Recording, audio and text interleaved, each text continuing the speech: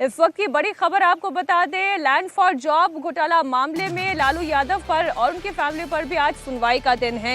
इस वक्त की बड़ी खबर आपको बता दें, दिल्ली के राउल्स एवेन्यू कोर्ट में आज लैंड फॉर जॉब मामले में लालू फैमिली पर आरोप तय करने में आज फैसला हो सकता है। इस मामले में कोर्ट में 3 बार सुनवाई टाली जा चुकी है।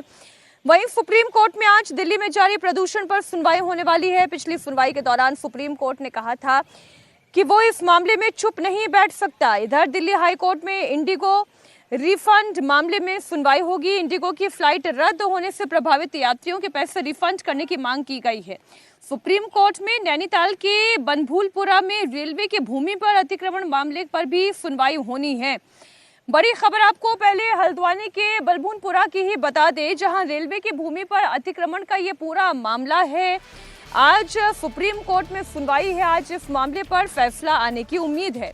इसे देखते हुए बनभूलपुरा में भारी पुलिस फोर्स की तैनाती है।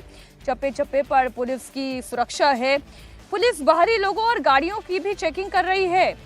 आईटीबीपी सीआरपीएफ को रिजर्व रखा गया है। बनभूलपुरा में इस वक्त क्या स्थिति है, आपको ग्राउंड रिपोर्ट दिखाते हैं।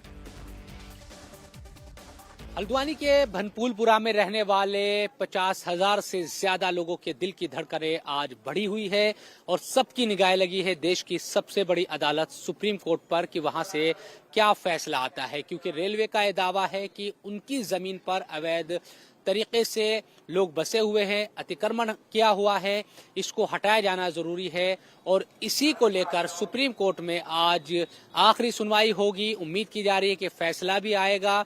उससे पहले अगर बनभूलपुरा की तस्वीर में आपको दिखाऊं तो हर चौक चौराहे पर इसी तरह से जो पुलिस है वो आपको दिखाई देगी। पूरे इलाके को एक तरीके से छावनी में तब्दील कर दिया गया है। पुलिस ही पुलिस हर तरफ नजर आ रही है। बैरिकेड लगाए गए हैं। हर किसी के आने जाने वाले शख्स की चेकिंग की जा रही है।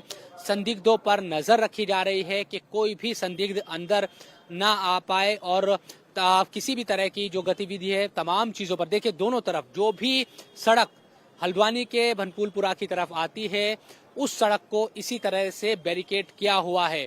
एक तरफ की तो हम तस्वीर दिखा रहे हैं आपको, 2-3 सड़क ये यहाँ पर देखिए, एक सड़क ये आती है, एक सड़क सामने आपको फरमान दिखा रहे हैं, दूसरी तरफ आपको वहां भी दिखाई देगा कि एक सड़क वहां से आती है। इसके अलावा जितने भी रास्ते बनभूलपुरा को जोड़ते हैं इसी तरह से तमाम जगहों पर पुलिस खड़ी है और जो पुलिस की वैन है वो घूम भी रही है, देख रही है, क्योंकि हमने देखा कि 2 साल पहले भी यहाँ पर दंगा हुआ था, कई लोगों की मौत भी हुई थी। उन तमाम चीजों को देखते हुए इस पूरे इलाके का जो इतिहास है उन तमाम चीजों को देखते हुए पुलिस ने सुरक्षा को बेहद चाक चौबंद किया हुआ है कि अगर कोर्ट का फैसला आता है तो किसी तरह की भी गड़बड़ी ना हो, उसके लिए पुलिस की तरफ से पुख्ता इंतजाम किए गए हैं। हमारे सहयोगी शोएब इस वक्त बनभूलपुरा में ही मौजूद हैं। उनकी रिपोर्ट भी अभी आपने देखी। शोएब, जो रेलवे का पक्ष है वो तो हम जान ही रहे हैं, क्योंकि वो कह रहे हैं कि ये रेलवे बोर्ड की संपत्ति है, लेकिन जिन लोगों ने यहाँ पर अपने आशियाने बनाए हुए हैं या दुकानें बनी हुई है, उन लोगों का पक्ष क्या है? बिल्कुल, मैं सीधा मीनाक्षी उन्हीं लोगों से बात करता हूं जो बनभूलपुरा के लोग हैं और जिन लोगों की आज एक तरीके से निगाह सुप्रीम कोर्ट पर लगी हुई है। आपका नाम क्या है? मेरा नाम शादाब आलम है। अच्छा शादाब भाई, ये बताएं कि सुप्रीम कोर्ट से आपको क्या उम्मीदें हैं, क्योंकि हमने देखा कि हाई कोर्ट का भी फैसला आया था कुछ साल पहले, वो आप लोगों के खिलाफ गया था जो आसपास प्रॉपर्टी रेलवे लाइन की। सुप्रीम कोर्ट से आप क्या उम्मीदें कर रहे हैं? हाई कोर्ट में रेलवे ने झूठ बोला था, सुप्रीम कोर्ट में रेलवे का झूठ पकड़ा गया है और स्टेट गवर्नमेंट ने माना है कि ये बहुत बड़ी आबादी जो है और इसमें कुछ हिस्सा रेलवे का अगर छोड़ दिया जाए तो बाकी हिस्सा स्टेट गवर्नमेंट का, लगभग 70 से 80%। और स्टेट गवर्नमेंट का जो रुख है उसमें भी बिल्कुल हमें क्लियरिटी मिल चुकी है। 24 जुलाई 2024 का अगर अंतरिम आदेश आप देखेंगे, जिसमें 3 जजेस की बेंच ने इस वाली बात को फाइनल किया था कि रिहेबिलिटेशन के बिना आप इतनी बड़ी आबादी को नहीं हटा सकते हैं। तो चीफ जस्टिस ऑफ इंडिया से और तमाम जो जजेस आज बैठ रहे हैं उन सबसे हमें यही उम्मीद है कि 99% हमें उम्मीद है कि हमारे हक में फैसला आएगा, क्योंकि इतनी बड़ी बड़ी आज़ादी से पहले की जो इमारतें हैं जिनको रेलवे अपना कह रहा था उसका झूठ पकड़ा गया है।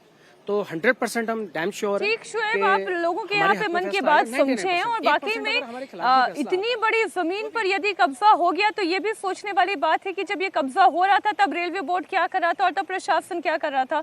बहुत शुक्रिया आपका शोएब इस पूरी जानकारी के लिए।